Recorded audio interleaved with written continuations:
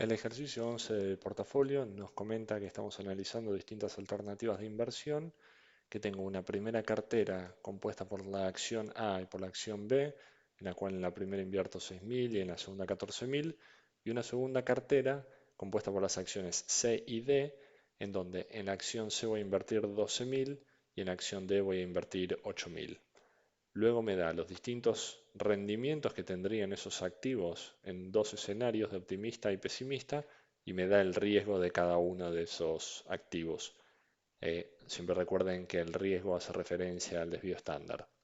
Y a partir de ahí me pide que calcule el rendimiento esperado de cada cartera en base a las proporciones que se invirtió en cada activo, la correlación entre cada activo, con lo cual voy a tener que calcular la covarianza entre el activo A y el B y entre el activo C y el D, y luego terminar de elegir cuál de las dos carteras optaría, siempre considerando que tengo el escenario optimista y pesimista y que ambos tienen igual probabilidad de ocurrencia. Es decir, le vamos a asignar un 50% de probabilidad a esto y un 50% de probabilidad a este otro.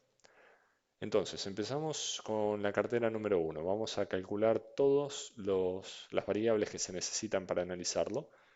Tengan en cuenta que vamos a invertir 6.000, con lo cual la participación va a ser de 6.000 dividido 20.000. ¿De dónde sale ese 20.000? De la suma entre los 6.000 que invierto en A y los 14.000 que invierto en B. Entonces voy a decir 6.000 dividido 20.000, estoy dedicándole un 30% al activo A. 14.000 dividido 20.000, le estoy dedicando un 70% al activo B, de todo mi presupuesto. También teníamos los datos del riesgo que tenía cada activo. En este caso consideramos que el activo A tiene un riesgo de 0,15, me lo habían dado como dato. Y si yo lo que quiero es calcular la varianza, directamente digo 0,15 elevado al cuadrado, me queda 0,025. Y voy a hacer exactamente lo mismo con el activo B. Tenía un riesgo de 0,04, la varianza sería ese 0,04 elevado al cuadrado, me queda 0,0016.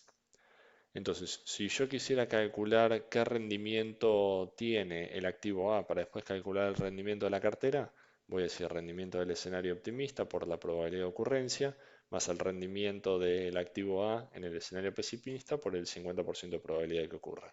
Y eso me queda un rendimiento esperado de 0,15. Hacemos exactamente lo mismo con el activo B.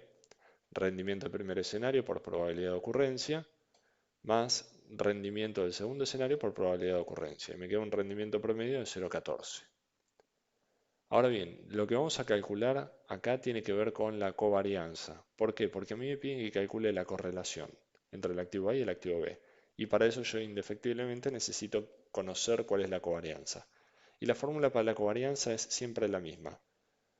Cada paréntesis representa un escenario. En este caso vamos a tener dos nada más. Pero la covarianza lo que nos pide es que multipliquemos el rendimiento del activo 1 o del activo A en el primer escenario por el rendimiento del activo B en el mismo escenario, más el rendimiento del activo A en el escenario 2 multiplicado por el rendimiento del activo B también en el escenario 2. Y así hasta cubrir cada uno de los escenarios. A esa sumatoria lo vamos a dividir por la cantidad de escenarios que tenemos, que en este caso son dos. Y una vez que tengamos toda esa división armada, lo restamos, este paréntesis que vendría a ser la multiplicación entre el rendimiento promedio del activo A multiplicado por el rendimiento promedio del activo B, que son justamente estos dos valores que acabamos de calcular. Entonces, teniendo esa información y sabiendo que son dos escenarios únicamente, la fórmula nos quedaría un poquito más simplificada. Entonces vamos a decir, en el escenario 1 el activo A tuvo un rendimiento del 30%, el activo B tuvo un rendimiento del 18%, entonces hacemos 0,30 por 0,18, y en el escenario 2 activo A tuvo un rendimiento de 0 y el activo B 0,10. Resolvemos esto, lo dividimos por 2 porque son dos escenarios únicamente, y después le restamos la multiplicación entre los rendimientos promedio, que era lo que habíamos calculado acá. Si hacemos la cuenta nos queda una covarianza de 0,006. ¿Para qué me sirve eso? Para calcular lo que habíamos dicho que era la correlación, que es igual a la covarianza dividido el desvío de A o el riesgo de A multiplicado por el riesgo de B. Los dos datos de desvío los teníamos, nos lo dieron como dato, entonces digo covarianza 0,006 dividido 0,15 por 0,04. Hacemos la cuenta, nos queda una correlación igual a 1. Y como a mí el enunciado me pedía que identificara con qué cartera me voy a quedar, vamos a calcular también el riesgo. Primero calculamos el rendimiento, hacemos rendimiento promedio del activo A por la participación asignada, que era el 30%, más el rendimiento del activo B multiplicado por la participación en el activo B. Termino encontrándome con una cartera que tiene un rendimiento esperado de 14,3%. Y si vamos al riesgo, recuerden que la fórmula del riesgo es probabilidad, o en verdad participación del activo A elevado al cuadrado por varianza del activo A, más participación del activo B al cuadrado por varianza del activo B, más 2 por participación de A, por participación de B, por desvío de A, por desvío de B, por correlación. Hacemos la cuenta, nos queda una varianza de la cartera de 0,005329 y como yo quiero saber el riesgo, lo elevo a la 1 medio o le aplico la raíz cuadrada. Y eso me termina dando una cartera con un desvío de 0,073. Entonces, estos son los datos de la cartera 1. Vamos con la 2. Lo primero que vamos a hacer es calcular cuál fue la participación de cada activo. En el activo C invertíamos 12.000 de los 20.000 que tenemos disponibles. Así que hacemos 12.000 dividido 20.000, nos queda un 60% de participación. En el activo D teníamos invertidos 8.000, así que hacemos 8.000 dividido 20.000, nos queda 0,4, 40% de participación. Si yo quiero calcular el riesgo del activo C, que era como dato, me daba 0,10, calculo la varianza, me terminaría quedando el resultado de 0,10 elevado al cuadrado, de 0,01. Y si hago lo mismo con el activo D, tenía un riesgo de 0,02, entonces la varianza me terminaría quedando como el resultado de 0,02 elevado al cuadrado, que vendría a ser este numerito de acá, 0,0004. A partir de ahí calculo el rendimiento promedio de cada activo y digo, primer escenario del C era 0,25 por una probabilidad de ocurrencia del 50%, más 0,05 por probabilidad de ocurrencia del 50%, me queda un rendimiento esperado de C de 0,15. Para el rendimiento D, yo tendría un 0,12 de rendimiento esperado en el escenario 1 por probabilidad de ocurrencia de 0,50, más un rendimiento esperado de 0,16 por probabilidad de ocurrencia de 0,50, me queda un rendimiento esperado de 0,14.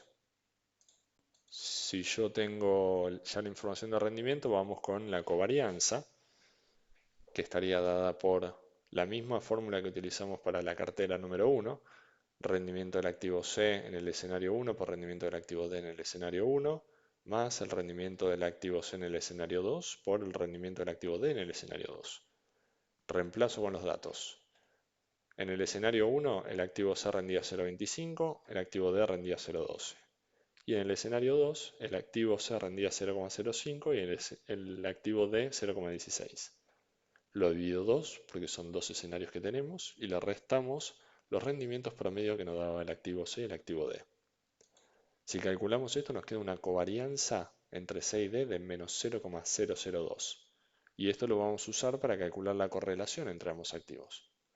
Entonces vamos a decir que la correlación entre C y D es la covarianza de C y D dividido el desvío de C por el desvío de D.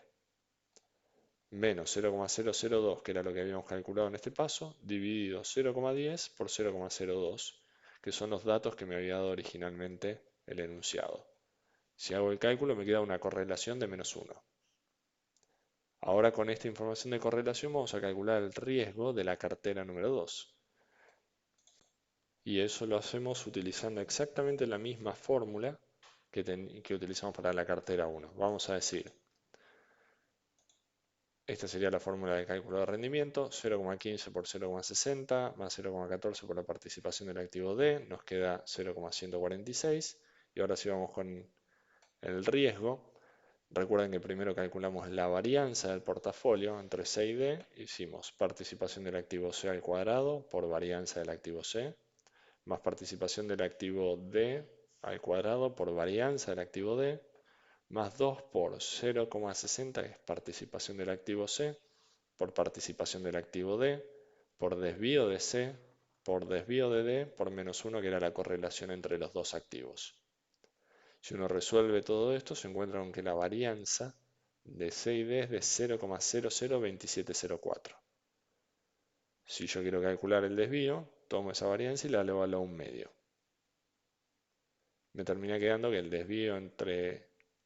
desvío de la cartera con C y D, con las participaciones que vimos, es de 0,052, con lo cual ya calculé todas las variables que necesitaba. Lo único que quedaría ahora sería juntar toda la información de todo lo que estuvimos calculando.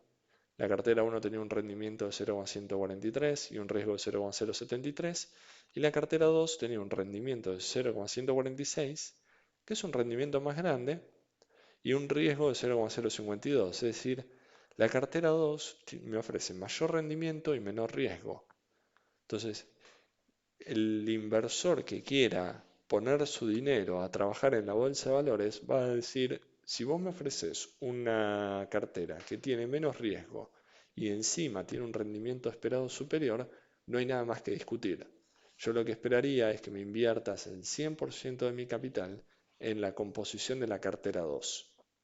Entonces, desde el punto de vista técnico, lo que se tiene que argumentar es justamente que en la cartera 2 estamos obteniendo un rendimiento mayor y estamos obteniendo o disminuyendo el nivel de riesgo a través de la diversificación por tratarse de dos activos que están inversamente correlacionados, y eso es justamente lo que calculamos cuando encontramos que la correlación entre el activo C y D es de -1.